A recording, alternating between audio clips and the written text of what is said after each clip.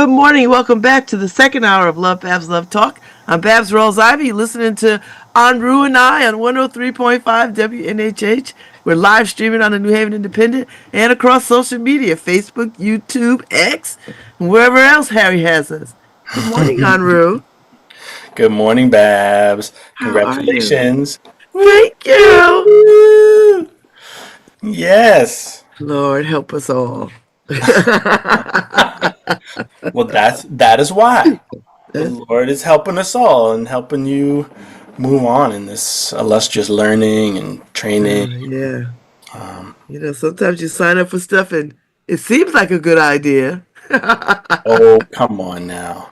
I think it'll be an adventure. Yes, it will definitely be an adventure. Yeah. It will It'll be an certainly be that. adventure. And it is. I mean, I say this when in other situations when people are talking about like, you know, grad school or law school or like this piece, and it's like, well, the point isn't to be in there. The point is to get the training there and then to continue with Yes. different kind of career paths. So Yes. to keep You are your exactly eyes on right. that. You are exactly right. Yeah, yeah. So how are you? How are you since the surgery? And you had a lot going on. There's been a lot going on. Well, let me start with some chanting, and then we'll Okay. get into all those things. So we're just going to welcome our ancestors and honor them for the ashe, the blessings that they have left for us, and that ashe that they've left for us. We're using it.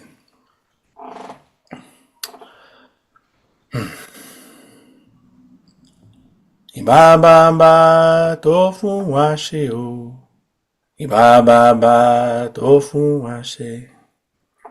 Ibaba tofu washe o. Ibaba tofu washe. Ashe te fuan lan lo yo. Ibaba tofu washe.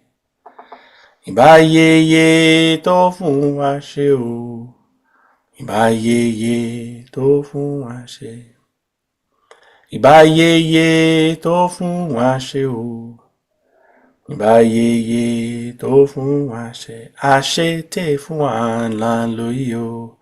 Ibayeye tofu washe. Ibai gungun tofu washe o. Ibai gungun tofu washe. Ibai gungun tofu washe o. Ibai gungun tofu washe. Ashe te fuan lan lo yo. Ibai gungun tofu washe. Ibai gungun tofu washe. Ibai gungun tofu washe. Ibai gungun tofu washe. Ashe.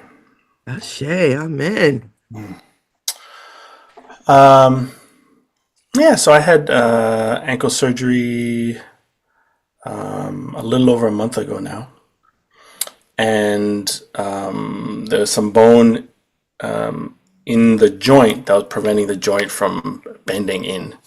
As I would kind of flex into the joint, it would just stop because it's just bone hitting bone. And so the surgery I had was to shave out the growth that was in there so that the joint could move freely. And it's been amazing. The healing is moving along super well. I could put weight on it immediately, but I had a boot that I wore. And, like, managing of pain was amazing. I mean, I took their pain meds so I had a surgery on a Monday. By Thursday night, after Thursday night, I wasn't even using Tylenol. Wow. So I was like very surprised. I mean, I couldn't I'm not sprinting, but but just in terms of like there was no just pain happening. And I'm in physical therapy now, and it's going along really well, and it's been a great opportunity to just like really be gentle with myself. I played basketball through college, and so I'm used to, so the combination of like athletics and then masculinity, I'm very used to like, oh, you just push through it, Yeah. right? And in addition to other things, right? How we've just been conditioned ourselves to like push through pain, right? So not just those things. And so really not doing that, not kind of, I'm not in trainings, right? So I don't have to like push my recovery or some idea of my recovery at some point, which is great. I do my exercises, I go to physical therapy. I'm not like trying to really deeply push into the joint so it happens faster, and go for walks, and it's great. Yeah, really happy I did it. Basically, That's a thing that was bothering you for quite some time, or yeah. So, I mean, at least 20 years ago, I don't remember exactly when it was, but before, well, actually, so it's probably more like 24. Let's see, oh 01. Yeah, probably like 24 years ago, maybe more than that.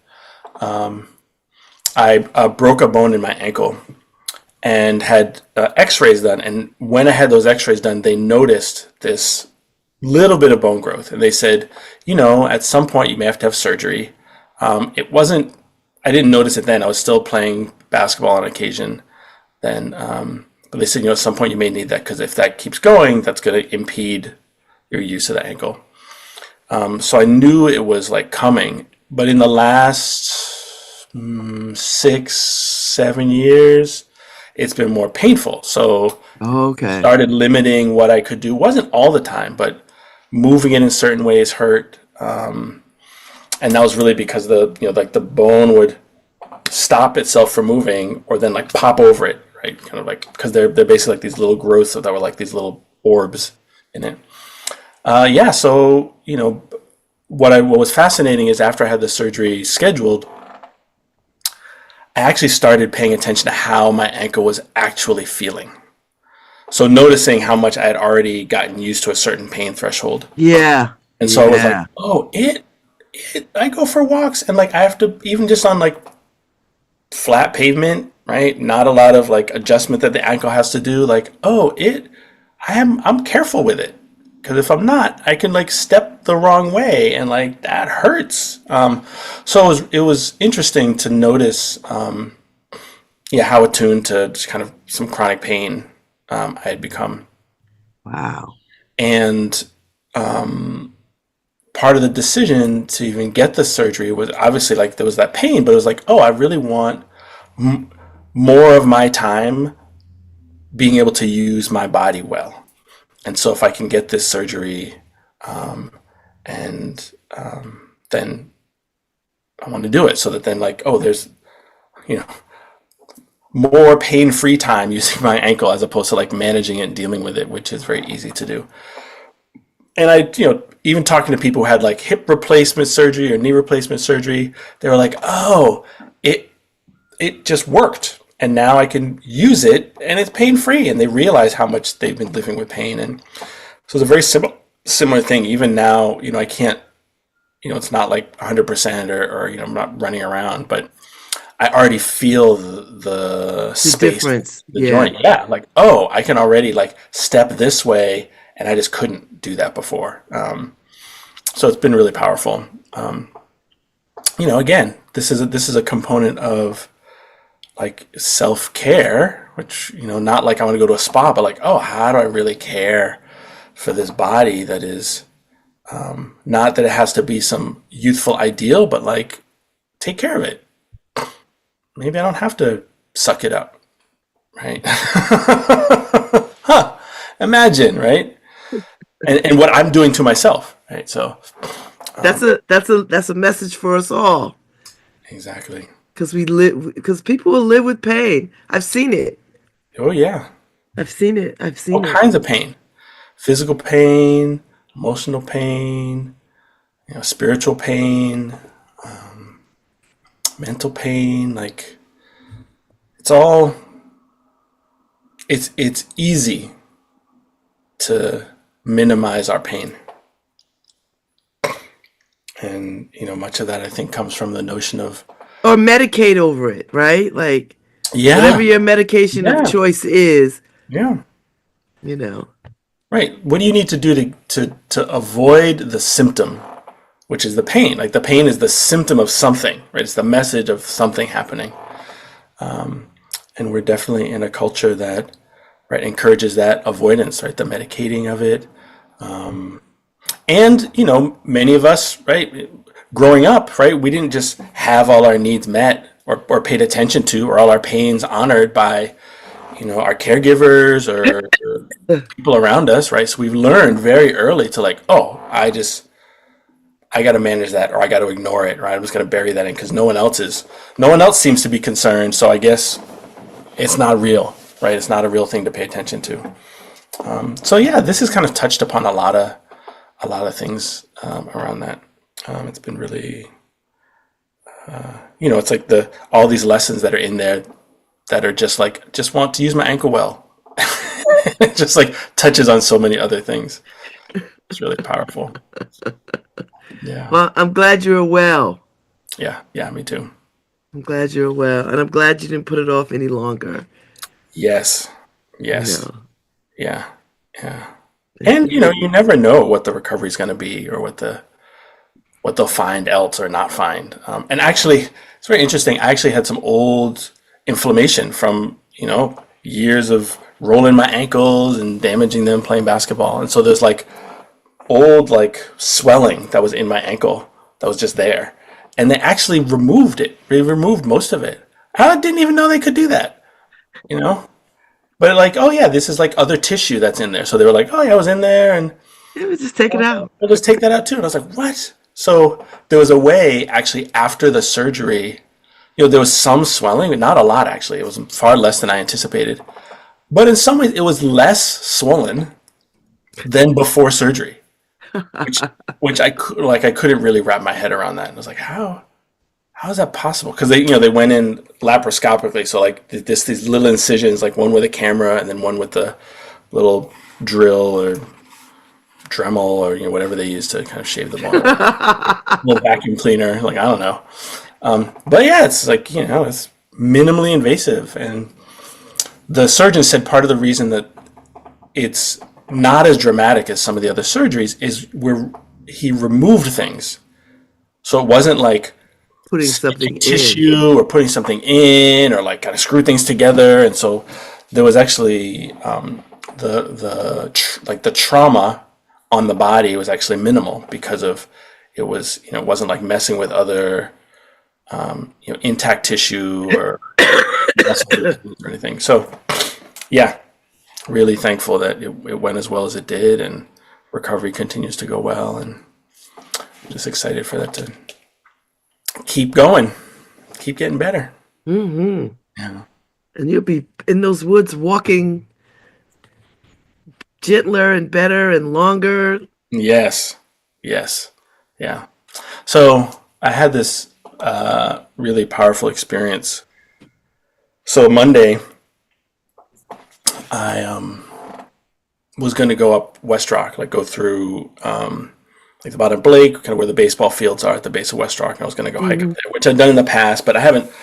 That's it's a steeper ascent and rockier, and so I was like, let me see how like the ankle is, right? I'll go as far as I can. I'm not going to push too much, but let me see how that is.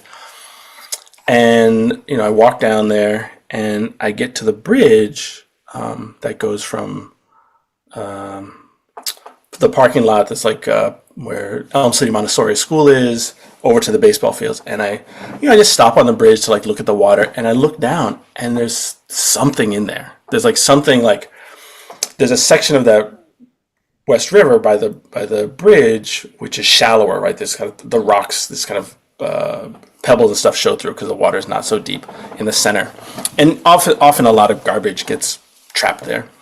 And I'm looking there, and I see something there that's pink, and like it looks like a bag, like a garbage bag or plastic bag or something like it, but like full. I was like, what is that? Like that's a weird thing. And I'm looking at it, and then I see something that looks like a limb, and I was like, what is what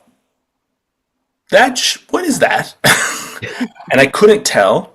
And I was like, is this from some like animal or like, I don't know, what is that? And so I actually go back to the shore on the like school side, the parking lot side. And I look in and I see it's a turtle on its back, Oh, stuck.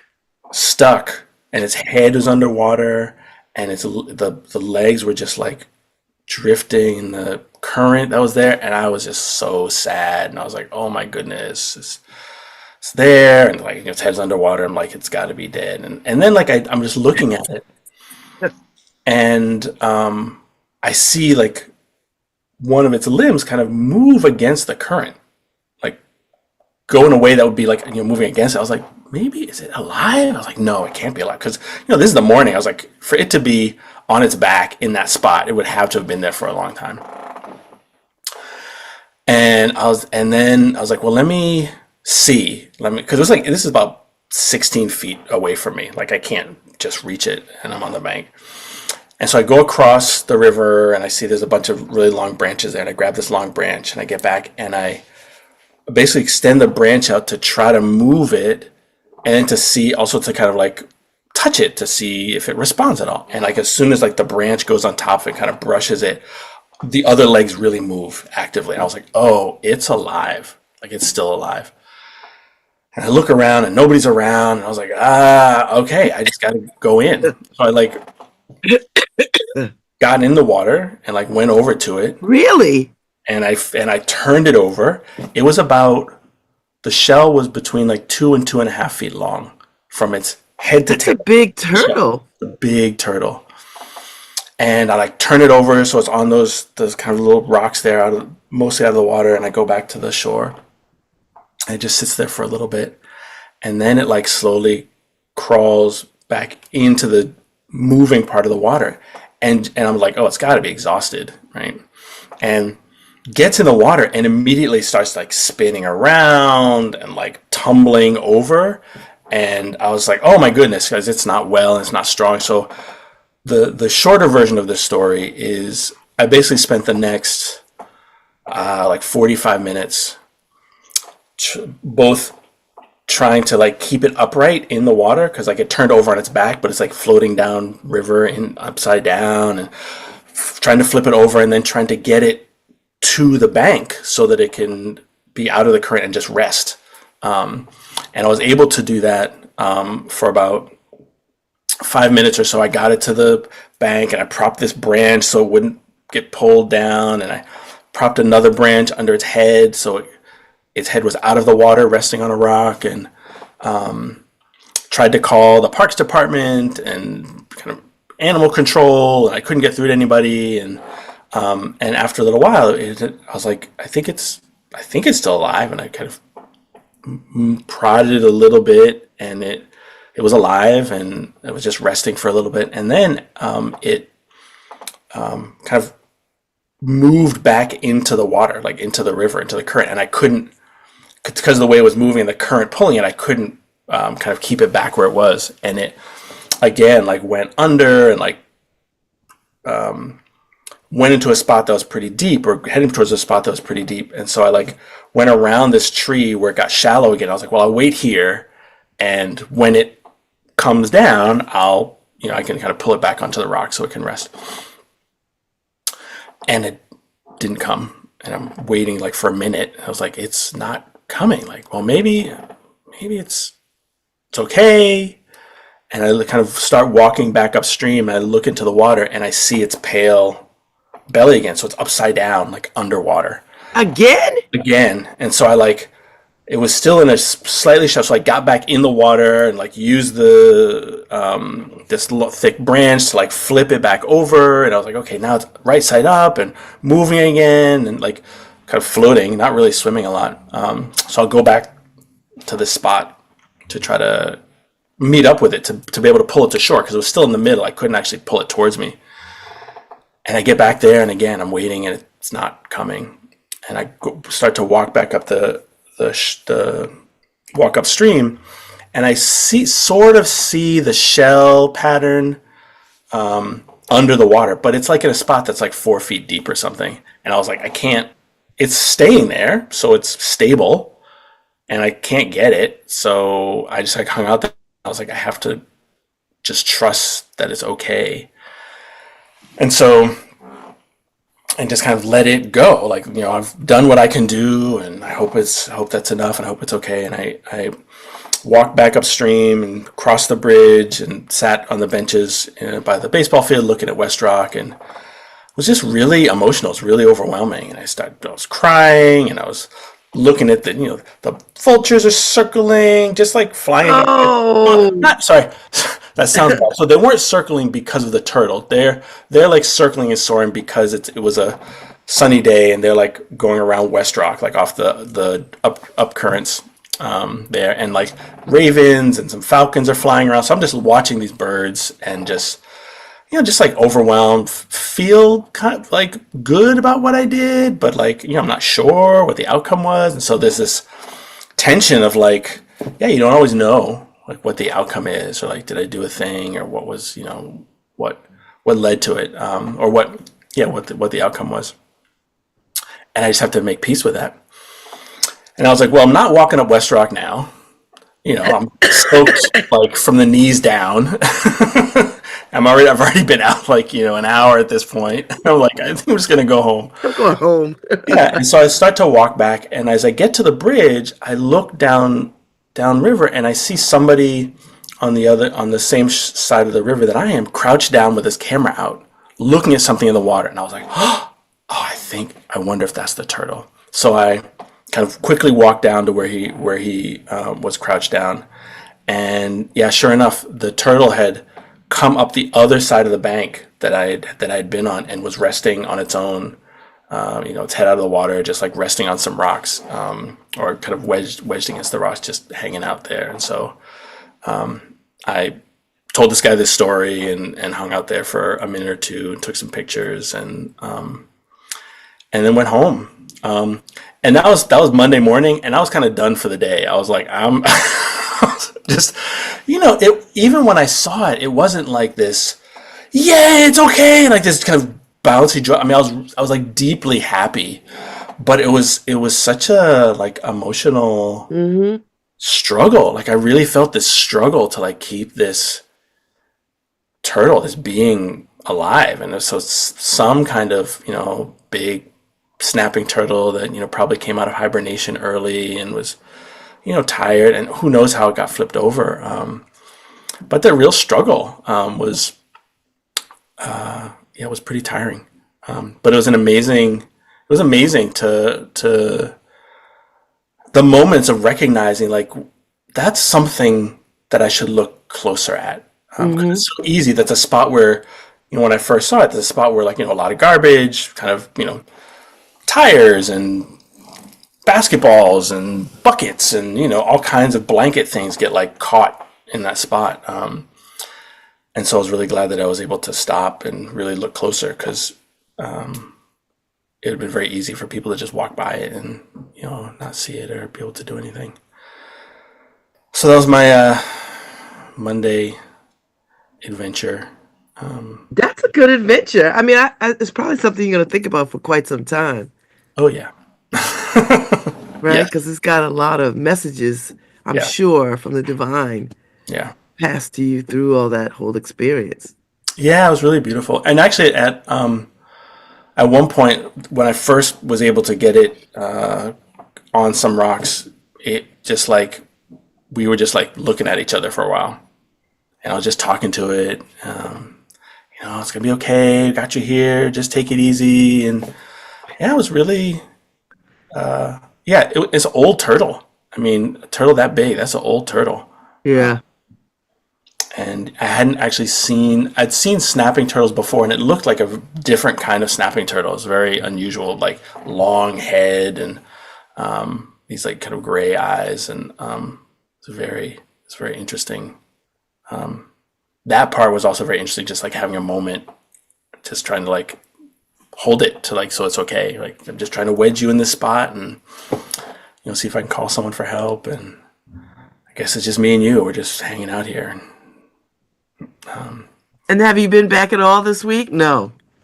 I went for a walk with someone, and we walked past we walked kind of up past that. So I was just kind of, told him the story and was looking to see if it was there. But, I'm not expecting to find it because, you don't, those, they mostly stay like under the water. And I mean, I really hope I don't see it in a similar situation again.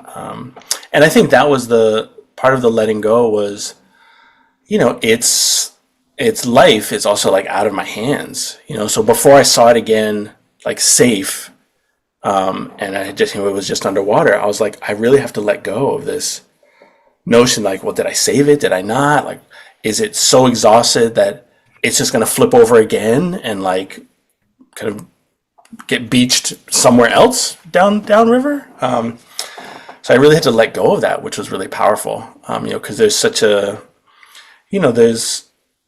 it's very easy for me to, hold a role of helping and of fixing and of, how do we do the right thing? How do we, which is not unique to me at all, but to then also let go of like, oh, I did what I could, and I now have to let go of really what the outcome is because it's really out of my hands.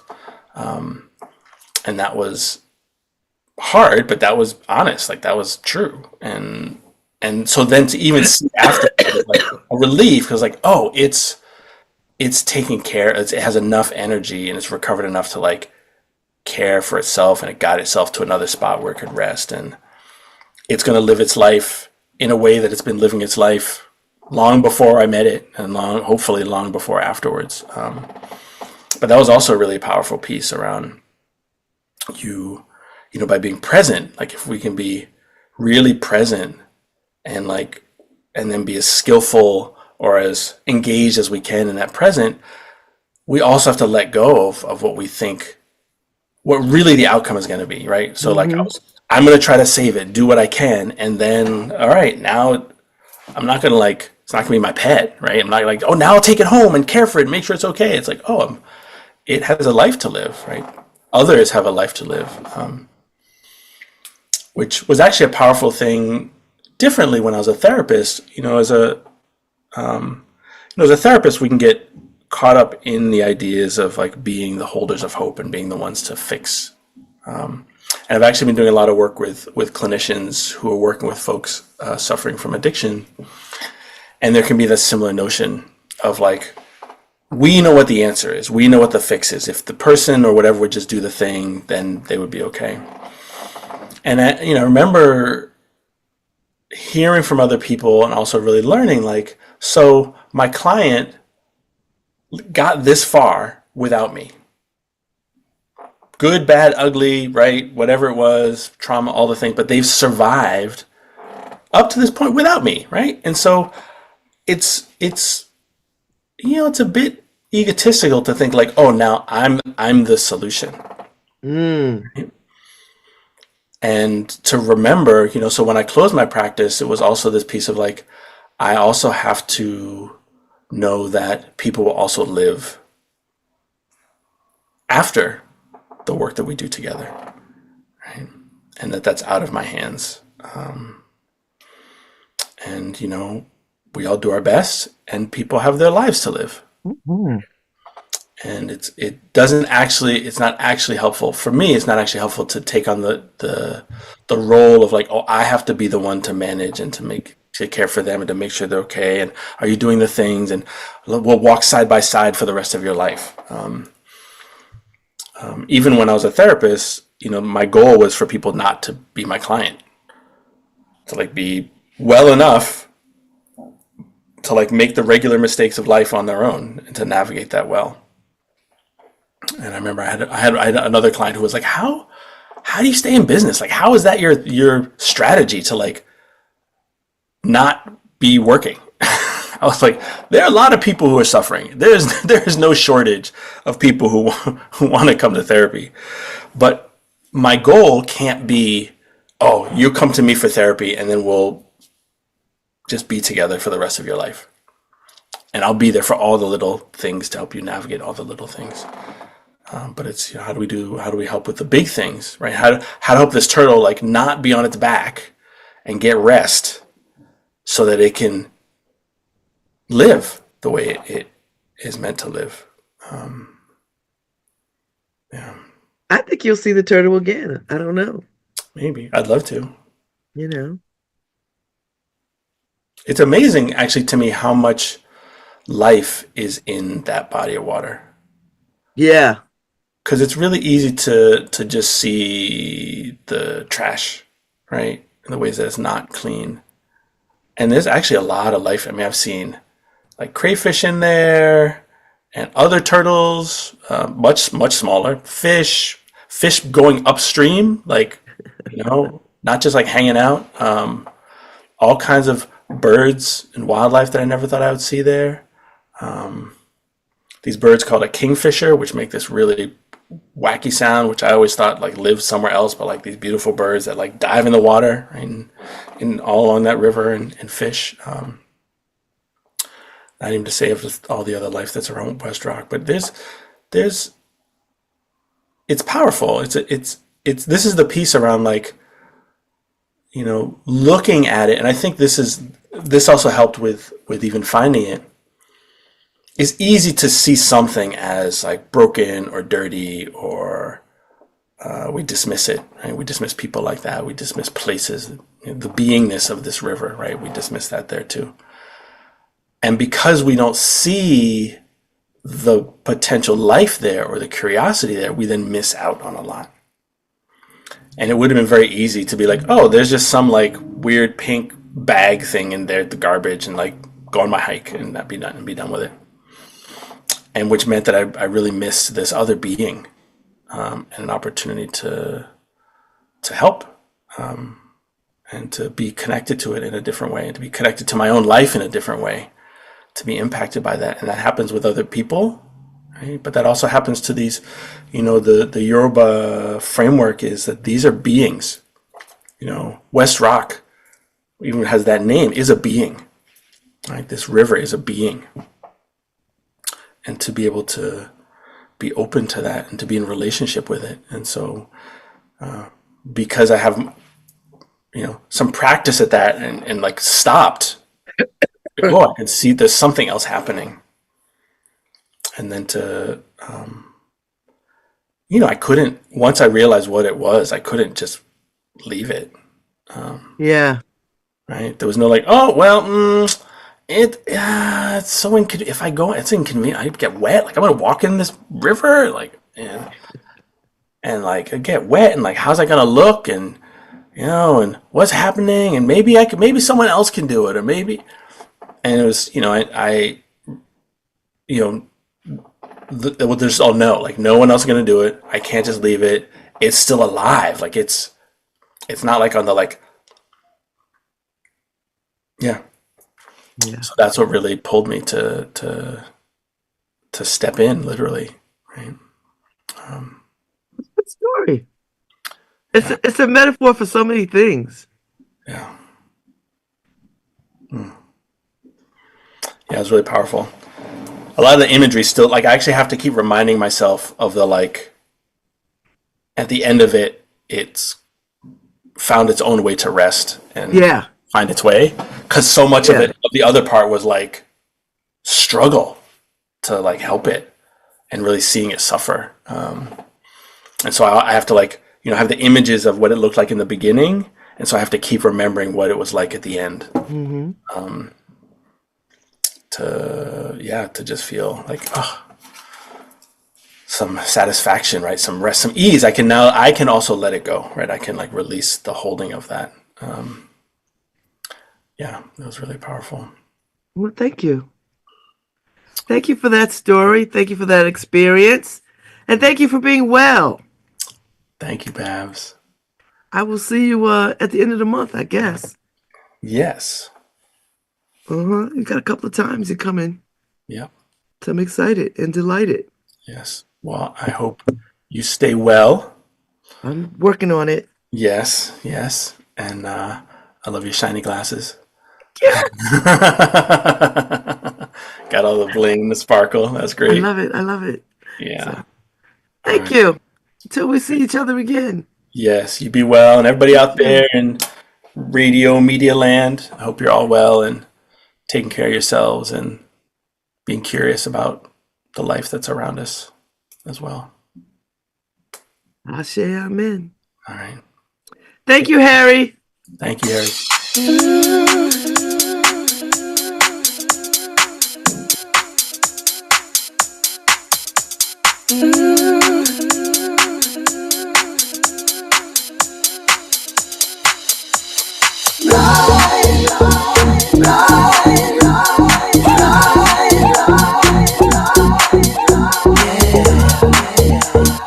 We'll scream.